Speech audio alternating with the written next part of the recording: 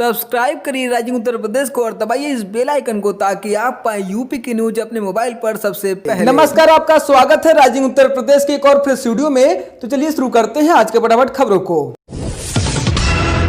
प्रदेश में दक्षिणी पश्चिमी मानसून अपने तय समय से ही आएगा। मौसम निदेशक जेपी गुप्ता ने बताया कि पूर्वांचल के रास्ते यूपी में मानसून 18 से 20 जून के बीच दाखिल हो सकता है। वहीं 16 और 17 जून से मानसून से पहले की बारिश शुरू हो सकती है। उन्होंने कहा कि स्थितियां अनुकूल बनी हुई हैं। फिलहाल मौसम विभाग ने 13 जून से यानी आज से 15 जून के बीच प्रदेश के कुछ हिस्सों में गरज चमक के साथ बौछारें पड़ने के आसार जताए हैं।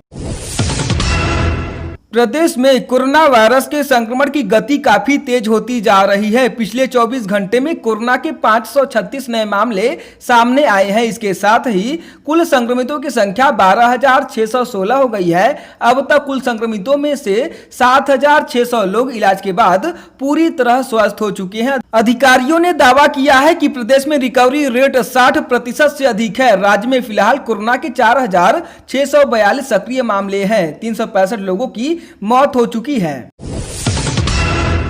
मुख्यमंत्री योगी आदित्यनाथ को एक बार फिर जान से मारने की धमकी मिली है। सीएम आवास समेत 50 मुख्य इमारतों को भी बम से उड़ाने की धमकी दी गई है। इनमें यूपी 112 की बिल्डिंग भी शामिल है। यह धमकी यूपी पुलिस के 112 कंट्रोल रूम के व्हाट्सएप नंबर पर मैसेज भेजकर दी गई है। इसके बाद सावधानी के तौर पर मुख्यमंत्री आवास 5 कालिदास मार्ग की सुरक्षा बढ़ा दी गई है। बहराइच जिले के खैरी घाट इलाके में मार्फिन तस्करी की सूचना मिलने पर पुलिस ने एसओजी टीम के सहयोग से 450 ग्राम मार्फिन के साथ एक तस्कर को गिरफ्तार कर लिया है। तस्कर के पास से कार के साथ तमंचा भी बरामद हुआ है। पकड़ा गया तस्कर खैरी घाट थाने का हिस्ट्री सीटर है। पुलिस ने तस्कर को गिरफ्तार कर जेल भेज दिया है। पुलिस के अनुसार मार्फिन का अंतरराष्ट्रीय कीमत 4 करोड़ रुपए बताई जा रही है। समाजवादी पार्टी की सरकार के दौरान मंत्री रहे पारसनाथ यादव का निधन हो गया। पूर्व कैबिनेट मंत्री और जौनपुर के मलहनी सीट से कई बार विधायक रहे पारसनाथ यादव 71 साल के थे। ब्लड कैंसर से पीड़ित पारसनाथ यादव का नाम समाजवादी पार्टी के दिग्गज नेताओं में शुमार होता था।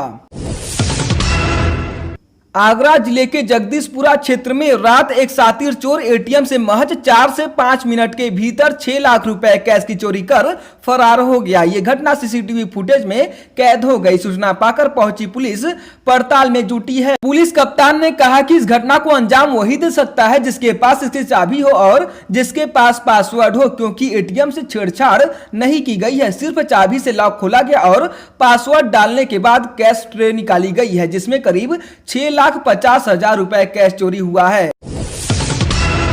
झांसी जिले के प्रेमनगर थाना क्षेत्र में रात एक बुजुर्ग महिला की संदिग्ध परिस्थितियों में मौत हो गई। मृतका के कमरे में अलमारी का दरवाजा खुला था, साथ ही गले में सोने की चैन व कान की जेवरात गायब थे। परिजनों ने लूट के बाद गला घोंटकर हत्या किए जाने की आशंका जताई है। पुलिस मामले की पड़ताल में जुट गई है।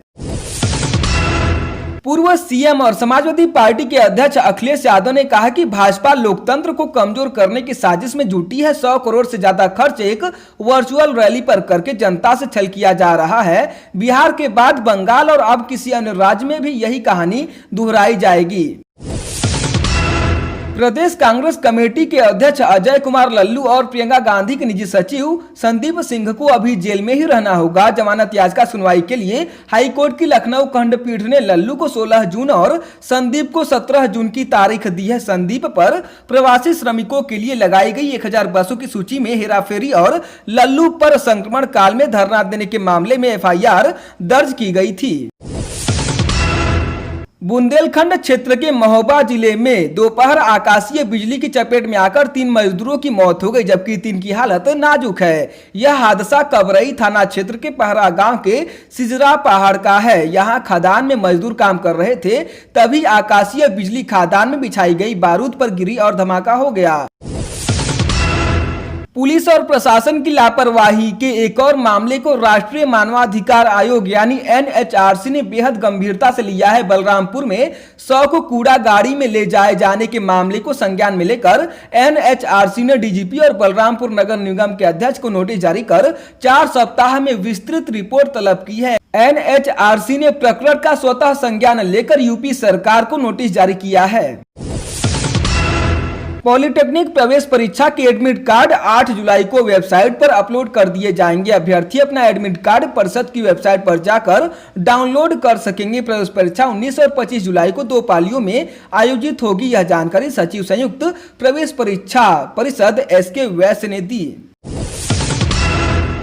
मोदी सरकार की वर्षगांठ पर जारी बीजेपी के विशेष अभियान में प्रगतिशील किसानों से वीडियो कॉन्फ्रेंसिंग में कृषि मंत्री सूर्य प्रताप शाही ने केंद्र सरकार की उपलब्धियां व कल्याणकारी योजनाएं गिनाई। उन्होंने कहा कि पीएम मोदी का आत्मनिर्भर भारत बनाने का सपना गांव व किसानों की खुशहाली से ही पूरा होगा। गोरखपुर जिला प्रशासन मोबाइल में आरोग्य सेतु ऐप की रैंडम जांच कराएगा। ऐसे में अगर आपके पास स्मार्टफोन है और आपने आरोग्य सेतु ऐप डाउनलोड नहीं किया है तो आपकी मुश्किलें बढ़ सकती हैं। घर से बाहर निकलने से पहले अपने मोबाइल में आरोग्य सेतु ऐप जरूर डाउनलोड कर ले। जिला प्रशासन ने इसे अनिवार्य कर दिया है। जांच में बिना ऐप के पकड़े जाने पर महामारी एक्ट के तहत कार्रवाई की जाएगी। उत्तर प्रदेश लोक सेवा आयोग यानी यूपीपीएससी में लंबे समय बाद इंटरव्यू का दौर शुरू होने वाला है। इससे यूपीपीएससी में अभ्यर्थी जुटेंगे। कोरोना संक्रमण को देखते हुए यूपीपीएससी ने विशेष गाइडलाइन जारी की है। इसमें जिन अभ्यर्थियों को बुखार, खांसी, गले में खराश व सांस लेने में दिक्कत है उन्हें इंटरव्यू में आने से मना किया गया है। ऐसे अभ्यर्थियों का इंटरव्यू बाद में लिया जाएगा।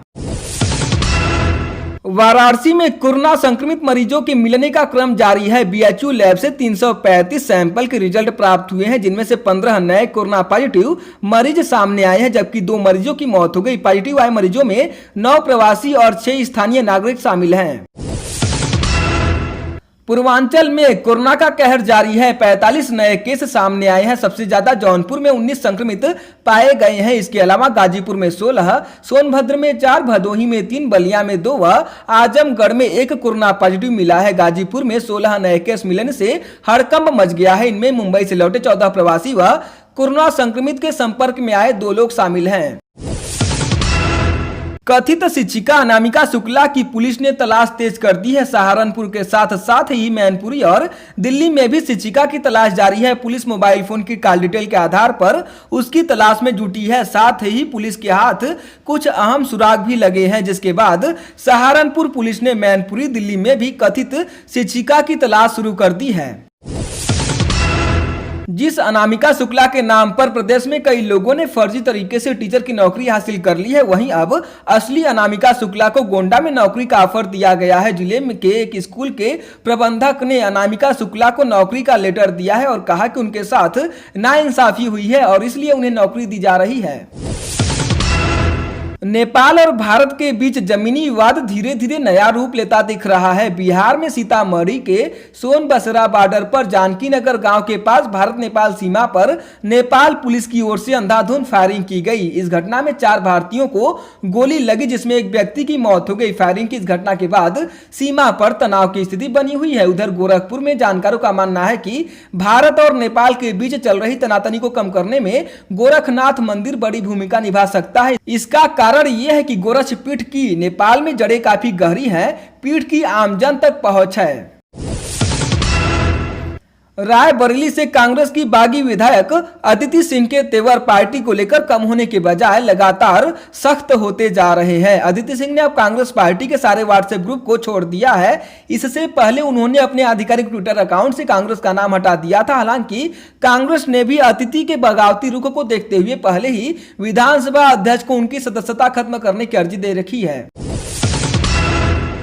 इस्लामी शिक्षा के प्रमुख केंद्र दारुल उलूम देवबंद ने सैनिटाइजर के इस्तेमाल को लेकर फतवा जारी किया है। दारुल उलूम के मीडिया प्रभारी अशरफ उस्मानी ने बताया कि फतवा विभाग ने देश के मौजूदा हालात और कोरोना वायरस से बचाव के लिए सैनिटाइजर के प्रयोग को सही करार दिया है। जारी फतवे में बताया गया कि देश में इस समय कोरोना वायरस महामारी फैली हुई है। ऐसे में मस्जिदों के अंदर अल्कोहल युक्त सैनिटाइजर का इस्तेमाल करना गलत नहीं होगा।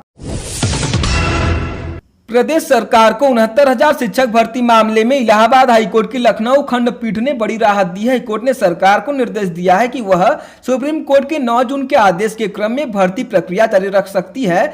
सुप्रीम कोर्ट ने 37,000 पद रोक रखे हैं। उतने पद छोड़कर शेष पर सरकार चयन प्रक्रिया आगे बढ़ाने को स्वतंत्र है।